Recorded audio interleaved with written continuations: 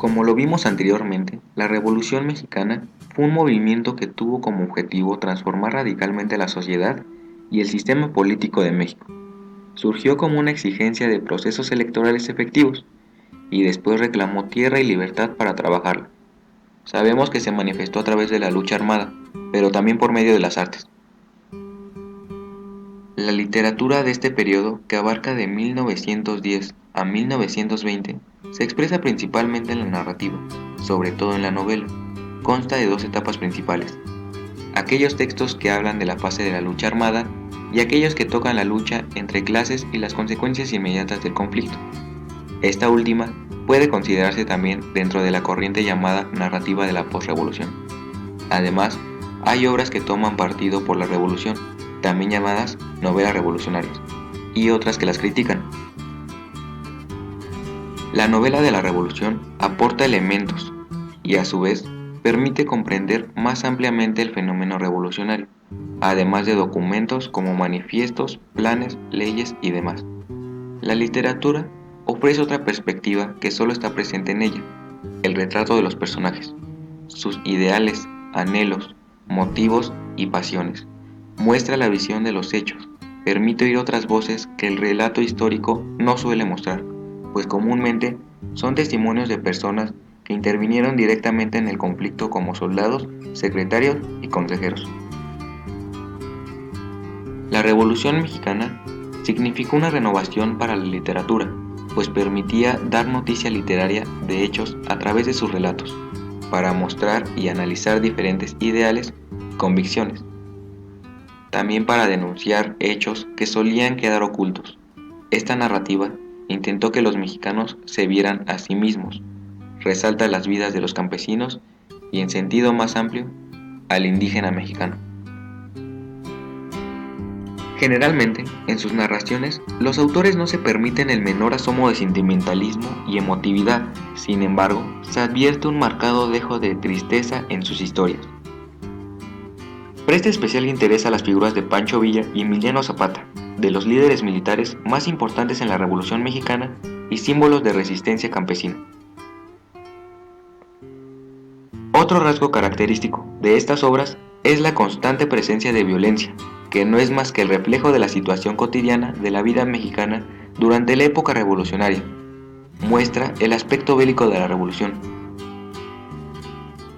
Es por eso que las novelas de la Revolución Mexicana son una fuente para la memoria histórica. De ahí la gran importancia de autores y numerosas obras de la época. Textos, personajes, situaciones, escenas que recuerdan la memoria del pasado y la analizan desde una perspectiva que solo se ha logrado elaborar en la literatura. Estos novelistas integran una generación de escritores que había vivido durante el gobierno de Porfirio Díaz. Escritores como Francisco Urquizo con su obra Tropa Vieja, Martín Luis Guzmán con La sombra del caudillo y El águila y la serpiente, o Mariano Azuela, quien es un distinguido médico militar que se destacó como crítico literario y escritor mexicano, con Los de Abajo, que se considera como la primera novela de la Revolución. En esta novela, el pueblo, sin ninguna preparación militar y sin saber por qué peleaba, era llevado a la lucha.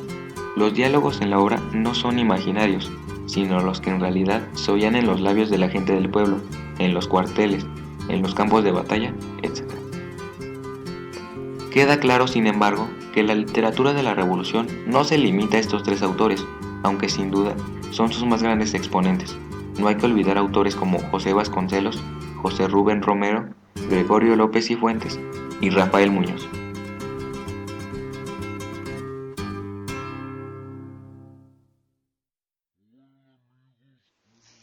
Algunas de las características más importantes de la narrativa son: Número 1. Son relatos autobiográficos, ya que muchas de las historias escritas sobre este periodo son testimonios propios de los autores. En ellos nos relatan los horrores y problemas por los que pasaron para sobrevivir y poder compartirnos su historia. Cuando comenzaban a tocar su tamborcito y a gritar, pues todo el mundo se espantaba. Venían los zapatistas, se escondían entre las vías y ahí se agarraban a balazos. Entonces, como no había Cruz Roja, se les ocurrió a mis familiares poner la Cruz Roja en el cine que teníamos. Número 2. Presta especial interés a las figuras de Pancho Villa y Emiliano Zapata, y esto con justa razón, debido a que ellos eran considerados jefes militares importantes e influyentes durante todo el periodo de la Revolución, gracias a su lucha por darle el fin a la dictadura porfirista. Número 3. Muestra el aspecto bélico de la Revolución, y lo podemos observar en las diferentes novelas que fueron escritas, dado a que en ellas describen de una manera muy precisa y detallada las batallas que vivieron sus protagonistas. Además, los escritores deseaban que el lector sintiera todo lo que vivió el protagonista a través de la lectura. Hubo balaceras todas las tardes y todas las noches. Número 4. Dejan una tristeza muy marcada en sus historias, debido a que sus protagonistas vivieron situaciones muy difíciles, lo que provoca al lector sentimientos de tristeza y dolor.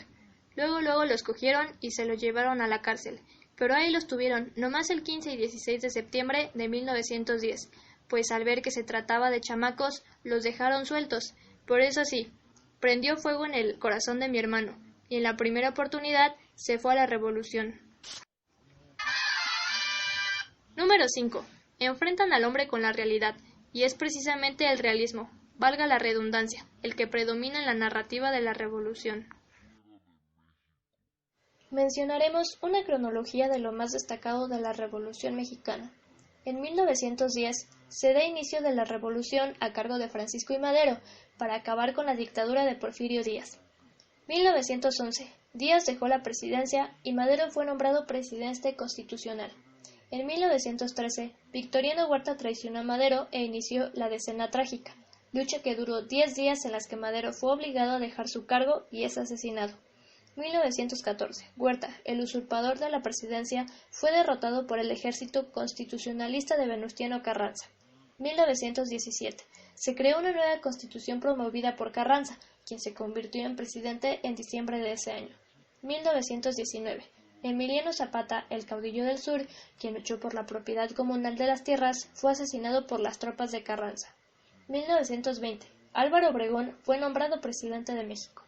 1923. Francisco Villa, comandante de la División del Norte, quien peleó por la igualdad de clases, fue asesinado por órdenes de Plutarco Elías Calles.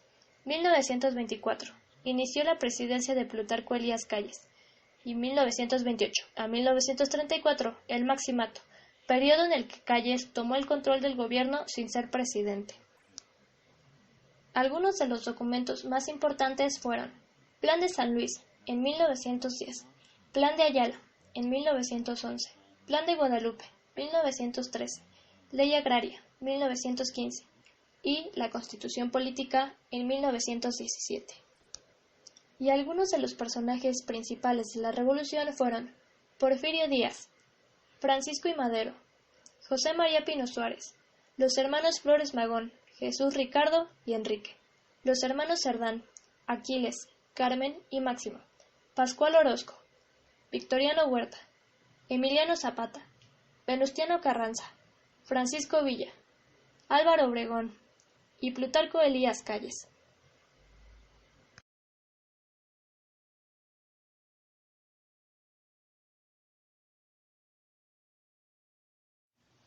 Una de las obras más representativas de la narrativa fue La sombra del caudillo.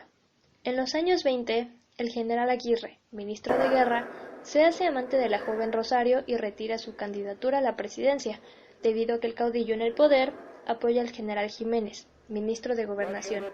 Sin embargo, Oliver, líder del Partido Radical Progresista, mantiene su apoyo a Aguirre, pero no puede retractarse de su propia orden para el gobernador Ibáñez lance la candidatura de Jiménez, lo que causa un altercado. Como amenaza, el diputado Astaná, amigo de Aguirre, es secuestrado. Una mujer se entera y avisa a Aguirre, que hace firmar una confesión a uno de los plagiarios y la lleva al caudillo, pero acaba por distanciarse de él, pues no cree que Aguirre sea sincero en su retiro de la candidatura. En efecto, Aguirre renuncia a su ministerio y lanza de nuevo su candidatura. La represión no se hace esperar.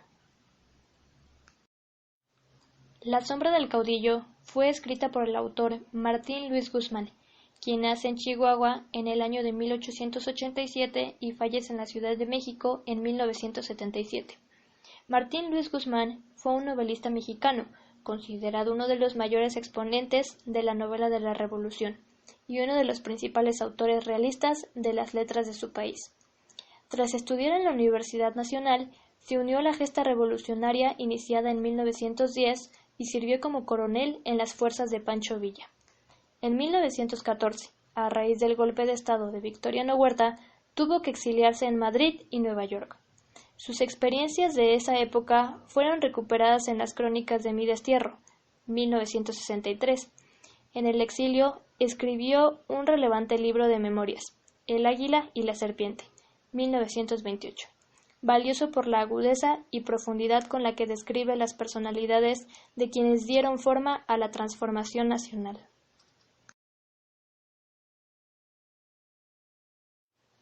Otra de las obras más destacadas de la narrativa fue Los de Abajo, que trata sobre la revuelta de la Revolución Mexicana. La inspiración de Mariano se da porque él estaba en las filas de Francisco Villa. Esta novela la describe en El Paso, Texas.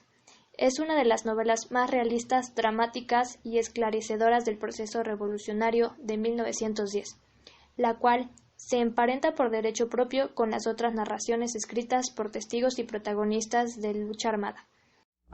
Mariano Azuela, el gran escritor y médico militar, se inspiró en sus experiencias militares para escribir su obra maestra, Los de Abajo, en 1915, y con esta obra se dio inicio a la novela de la Revolución. Esta obra nos relata la historia de un grupo de rebeldes que tras una serie de sucesos se unen a la causa revolucionaria.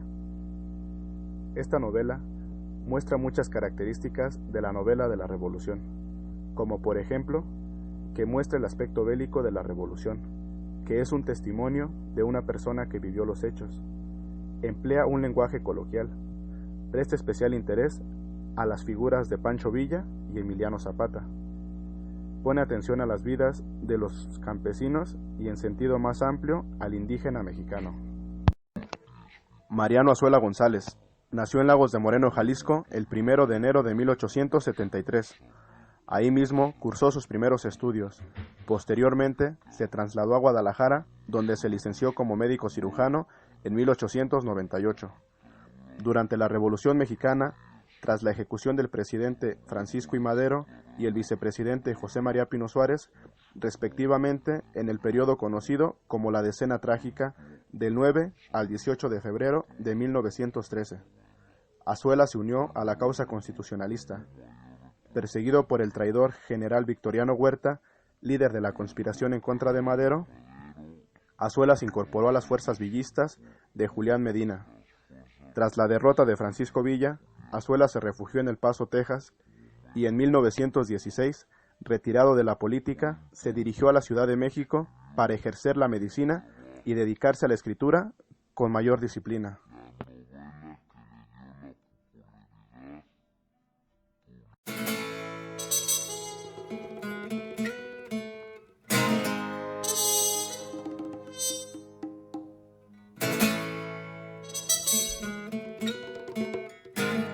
Bueno, muchachos, ya lo saben. Al cañón de Juchipila, jornada larga.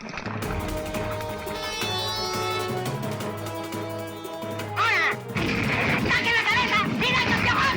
¡Vamos, muchachos! ¡A los trabajos! ¡Siga el supremo gobierno! ¡Se llegó la hora! ¡Vamos a ver si ponemos más que las infanterías!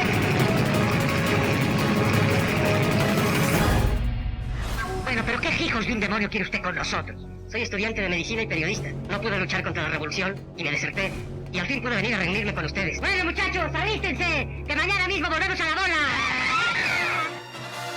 No vaya a perjudicarme, Demetrio. Soy su amigo. A los amigos se les persigue y se les incendia su casa. No me mate usted. ¡Mátenla! Mátame tú, Demetrio.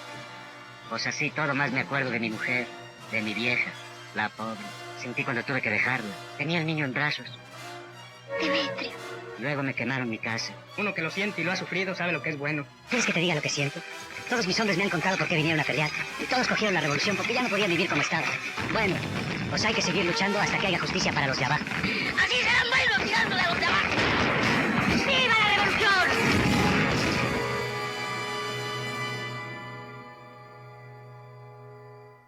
Con toda esta información, se tienen los recursos suficientes para identificar y establecer fácilmente la relación que existe entre historia y literatura.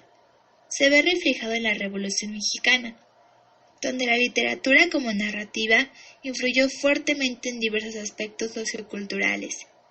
Ojalá que este documental haya sido de su agrado. De igual forma, les agradecemos por su atención.